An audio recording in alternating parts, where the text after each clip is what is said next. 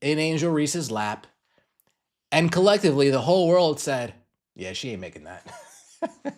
Collectively, the whole world said, oh, Angel Reese has it? Oh, and it's a layup? Yeah, she's breaking that. And lo and behold, point blank range to win the game, we get a classic Angel Reese pray up and a brick. What happens when a player gets handed a wide-open, point-blank layup to win the game, only to choke it off the front rim?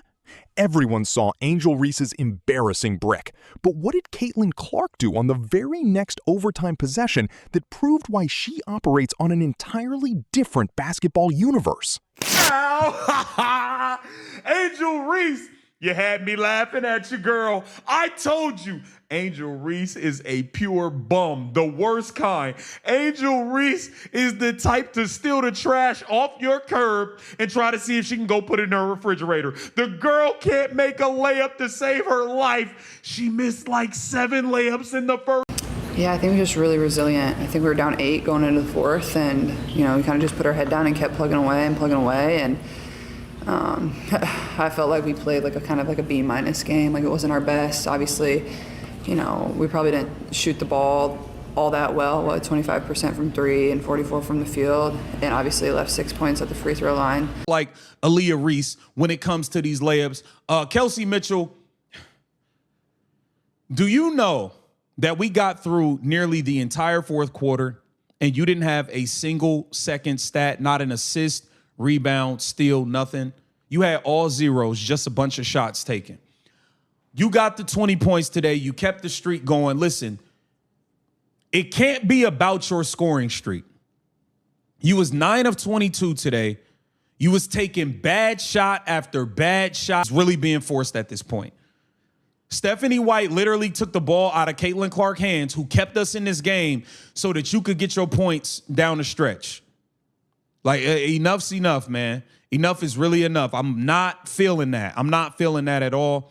When a head coach deliberately takes the ball away from her generational superstar just to protect a teammate's personal scoring streak, internal drama is inevitable. But while the Fever were battling their own bench politics, Atlanta's star Alicia Gray was melting down on court, leading analysts to expose who the real crybaby of WNBA really is. Matchup on Alicia Gray. Hold on, before we get into this, just because I said her name, Alicia Gray she might be the biggest crybaby in the league. The biggest crybaby in the league. Cries more than Marina Mabry, cries more than Angel Reese, cries more than Asia, cries more than Stewie, cries more than Caitlin Clark. She is the biggest baby in the league. She whines, she complains, she flills her arms out.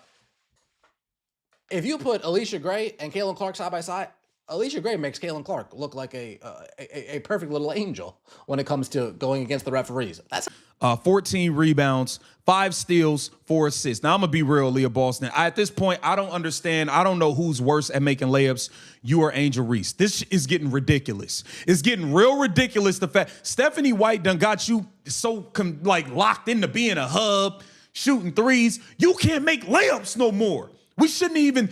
This team was missing 2 starters. We should not have had to go into overtime with them. If you could make your layups, we wouldn't have been in overtime with them. You can't make a shot. She's horrible. She's horrible. Clark show, baby. Caitlin Clark did it again. She did it again. Caitlin Clark absolutely embarrassed Angel Reese as Angel Reese helped embarrass herself. Indiana Fever pick up a 3rd straight win versus a playoff team. Remember, they said this team couldn't beat good teams. That's 3 in a row versus playoff teams. Caitlin Clark, the best. Just when the WNBA national media thought they could fabricate another artificially engineered rivalry debate, reality collided with the hardwood in the most brutal, unforgivable fashion imaginable. For months, network executives and biased pundits tried to sell the casual audience on the idea that Angel Reese and Caitlin Clark were walking on the exact same tier of basketball superstardom. But inside the pressure cooker of an intense overtime thriller between the Indiana Fever and the Atlanta Dream, that fraudulent narrative imploded on live national television for everyone to see. What we witnessed on Sunday afternoon was not just a regular season basketball game. It was an absolute masterclass in generational basketball brilliance on one end and a spiraling disaster class in fundamental incompetence on the other. With the entire game hanging in the balance, point blank at the rim with zero defensive pressure in her airspace, Angel Reese had the ultimate opportunity to silence her critics and deliver a signature game-winning moment. Instead, she produced a brick so egregious, so uncoordinated, that it instantly cemented her status as one of the most overrated prospects in modern sports history. To fully grasp the sheer magnitude of this collapse, you have to dissect how this matchup unfolded right from the opening tip. The Atlanta Dream came into this contest determined to physically harass Caitlin Clark, throwing aggressive blitzes, full-court traps, and physical double teams at her the second she crossed half court. But elite basketball purists know that you simply cannot contain generational court vision with basic perimeter pressure. Clark dissected Atlanta's defensive schemes with surgical precision. Whether it was pulling up from 35 feet out for logo bombs that completely shattered the Dream's defensive morale, or carving through tight passing lanes to drop dimes into the lap of her interior cutters, Clark was operating on an entirely different cerebral plane than anyone else on the floor.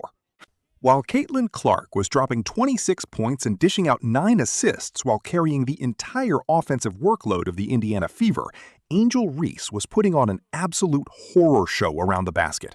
We are not talking about contested fadeaways, complex post footwork, or difficult mid-range pull-ups. We are talking about basic, fundamental, high school-level layups under the rim. In the first quarter alone, Reese missed 7 consecutive point-blank attempts.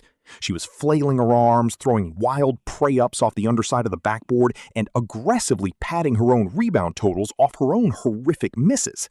The mainstream media loves to point at Angel Reese's double-double statistics as proof of impact, but serious basketball minds see right through the smoke and mirrors. Shooting 5 for 16 from the field as a center who operates exclusively within 3 feet of the basket isn't just inefficient, it is an offensive liability that actively sabotages her team's spacing and momentum. When a post player misses 11 shots right at the rim in a single game, those aren't just missed points, they are immediate transition opportunities for the opponent. And when the final seconds of regulation ticked down, after Ryan Howard launched an embarrassing air ball that landed directly into Reese's lap right under the rim, the entire arena held its breath. Everyone watching knew what was coming. Point-blank range, zero pressure, a chance for ultimate redemption. And Reese smoked the layup off the front of the rim. It was a moment of pure, unadulterated choke that exposed the massive, unbridgeable gulf in skill between her and Caitlin Clark. Yet as dominant as Caitlin Clark was on the floor, the Indiana Fever's overtime victory did not come without its own internal sabotage and deeply frustrating bench politics. Throughout the entire fourth quarter and overtime stretch, basketball analysts noticed something alarming about the Fever's offensive execution. Kelsey Mitchell was operating on a personal crusade, black-holing the ball and jacking up 22 shots just to keep her personal 20-point scoring streak alive. For nearly 10 straight minutes in crunch time, Mitchell did not record a single assist, rebound, or defensive stop. She had absolute zeros across the entire stat sheet, hyper-focused on her own individual box score, while Caitlin Clark stood on the perimeter wide open. Even more baffling was the decision-making of head coach Stephanie White down the stretch.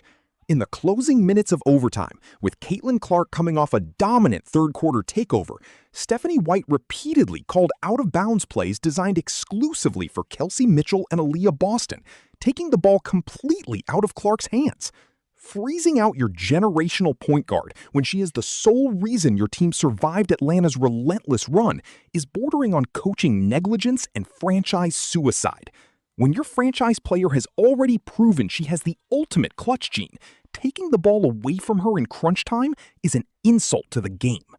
If it weren't for the sheer hustle of rookie breakout star Michaela KK Timpson coming up with monstrous putbacks and locking down defense, Indiana's bench politics would have handed Atlanta the victory on a silver platter.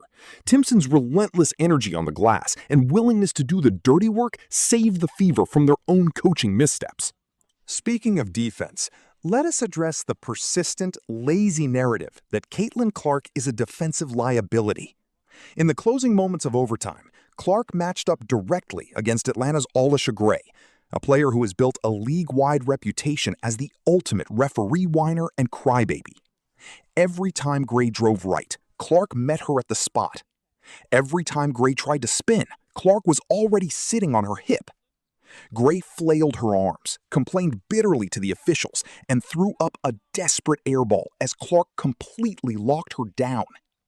If you put Alicia Gray and Caitlin Clark side by side on the court, Gray's constant whining makes Clark look like a quiet, flawless angel. And when the final buzzer sounded, securing Indiana's 95-91 overtime victory, the post-game press conference revealed everything you need to know about the long-term trajectory of these franchises. Caitlin Clark sat at the podium alongside KK Timpson and spoke with mature, veteran poise. She didn't boast about her 26 points or her historic streak of 23 career games with at least 25 points and 5 assists. Instead, she praised Timpson's incredible defensive versatility, highlighting how KK guarded every single player on the floor, from Atlanta's point guards all the way down to Angel Reese in the post. That is the definitive difference between true basketball greatness and artificial media hype. Caitlin Clark elevates everyone around her, transforming rookies like KK Timpson into game changers while battling against opposing double teams, hostile officiating, and even her own team's bizarre internal politics. Meanwhile, Angel Reese continues to rely on PR protection and padded rebound stats while failing the basic fundamentals of the game when her team needs her most. This overtime thriller wasn't just another win on the regular season schedule for the Indiana Fever. It was a definitive declaration of power. Indiana has now rattled off 3 straight victories against playoff-caliber opponents, proving that when Caitlin Clark is running the show, no amount of defensive scheming, referee bias, or internal bench drama can stop this machine. So let me leave you with this question for the comments section below. Is Angel Reese's spot on the national team an absolute embarrassment given her atrocious finishing around the rim? Or do you think the media will keep protecting her fraudulent narrative while Caitlin Clark continues to dominate the WNBA? Drop your thoughts in the comments, hit that like button, and subscribe for more unfiltered basketball analysis. Thanks for watching Basketball Central. What do you think about today's story? Do you agree with our take, or do you see it differently? Let us know in the comments. We read them all and love hearing your opinions. If you enjoyed this video, don't forget to hit the like button, subscribe to Basketball Central, and turn on notifications so you never miss the latest WNBA news, breaking stories, and in-depth analysis. Thanks for watching, and we'll see you in the next one.